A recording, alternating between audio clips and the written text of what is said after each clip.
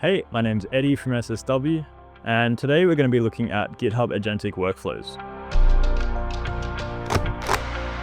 Here at SSW, we've got a lot of open source repositories, and open source popular repositories normally means that there are lots of random issues and quite a lot of repo ops that needs to take place to keep the backlog clean and to keep PRs linked to those issues. Normally, a way that we address this workload is by writing our own GitHub Actions, and we've got some great rules on this. But what if I told you there was a better way to do that in 2026? Let's take a look at GitHub Agentic Workflows.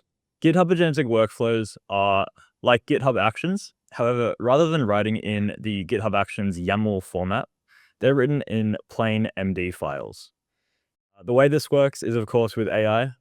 And the benefits are that we can use AI to reason within a repository's backlog, for example, which means that it can make decisions that you normally wouldn't be able to program. Another benefit is ease of writing.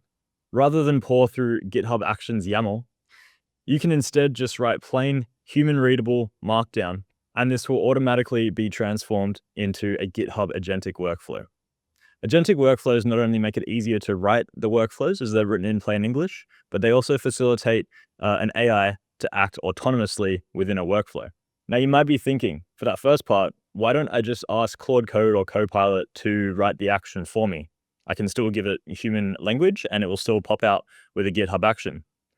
Well, with GitHub Agentic Workflows, by keeping the workflow stored in human readable English in a Markdown file, this means that it's very easily auditable and version controlled via GitHub. And the way that GitHub has set up this generation of workflows makes it a bit more deterministic than just asking Claude to write it. Secondly, even if you do write an action with Claude or Copilot, you can't make a deterministic GitHub action to semantically reason through issues or pull requests. Well, you can, but this would require invoking an agent in your GitHub action. And from a security perspective, this is a bit of a no-no. Normally, you need to give it access to an API key, and even if the API key is fine-grained, it still has a little bit too much power. So GitHub Agentic Workflows are built with security from the ground up. Firstly, the GitHub Agentic Workflow is a containerized agent. The agent is restricted via the agent workflow firewall, which means that you control exactly what networks it's allowed to access. The API proxy holds all the tokens, which means the agent is never able to access your secret API keys. The agent is automatically run in a read-only mode, with the only outputs or write actions specifically defined by the safe outputs front matter. And before an agent is ever run, there is an automatic input sanitization that takes place, which prevents things like prompt injection. So let's jump into a demo. I'm on the SSW rules page for Agentic Workflows here, and if we scroll down a little bit, we will find instructions on how to set up an agentic workflow. Now you've got two options. You can vibe it up or you can handcraft your prompt. But for the sake of time and because it's fun, I'm going to vibe it up. So I'm going to copy this prompt here, which pretty much just links to the documentation on how to create an agentic workflow MD. And I'm going to create a workflow which triggers on a PR being merged in our repo to then look through issues that aren't necessarily linked to the PR, but might have been solved by that PR. And this will do a lot of great things for keeping the issues clean and also notifying stakeholders and the issue reporters once an issue has been fixed. So I've got my idea and I'll just drag over my terminal where I've already written the prompt for that idea. We've got Claude Code open and we're in the Booking Pro repo. So this prompt is just creating that workflow, triggers when a pull request is closed, all natural language. Once I press enter, what this is going to do is read through that create.md, and it's going to then write some more natural language to create that agentic workflow.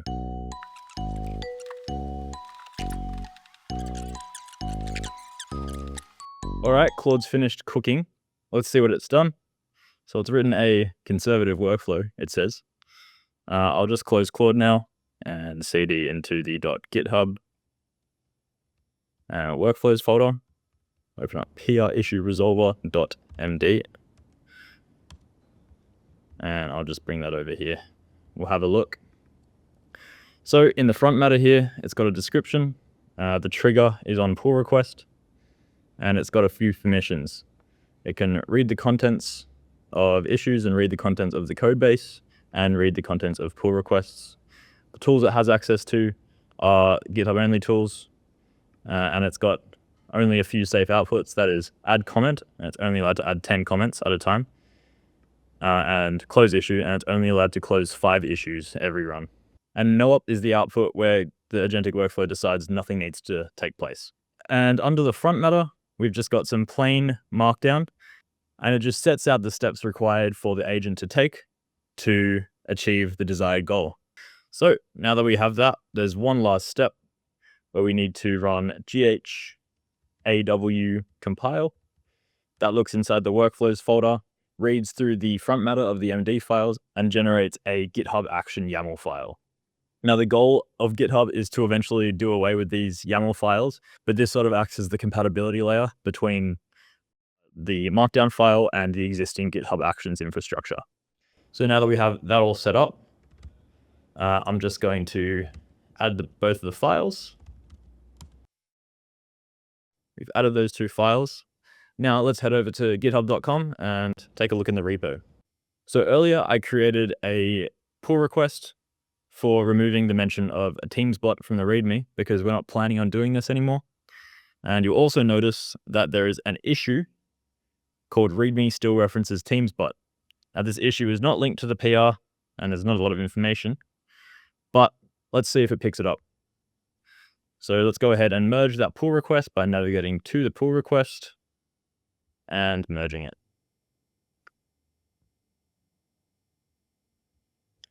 Now we'll head over to the Actions tab. And as you can see, the PR issue resolver has booted up. So we'll just wait for it to finish now.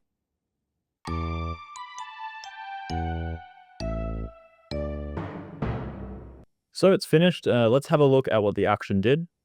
So it's generated some artifacts, and we'll have a look at the agent summary. So it's read through the merge pull requests and then looked through issues. And it's noticed, oh, there's an issue about this. It's a perfect match, blah, blah, blah. And then it goes and uses the safe output to close the issue. Let's take a look at issues. As you can see, that's no longer there. And if I go to close, I can take a look at this issue. And it's made a comment that this issue has been resolved, how it was fixed, and closing this issue automatically. If the issue is not fixed, please reopen it, etc. So in about 5 minutes in this demo, I've created a GitHub workflow that is going to automatically clean up old or stale issues in our backlog without any human intervention. If you want to learn more, head over to SSW rules, where we've got some great advice about agentic workflows. Finally, take a look at GitHub's repository shown here. They've got some great examples to get you started using GitHub Agentic Workflows. My name's Eddie from SSW, and I hope you enjoyed learning about GitHub Agentic Workflows. I think this is a really cool tool, and if you've got any great ideas on how you would implement agentic workflows, we'd love to hear about it. Thanks for watching.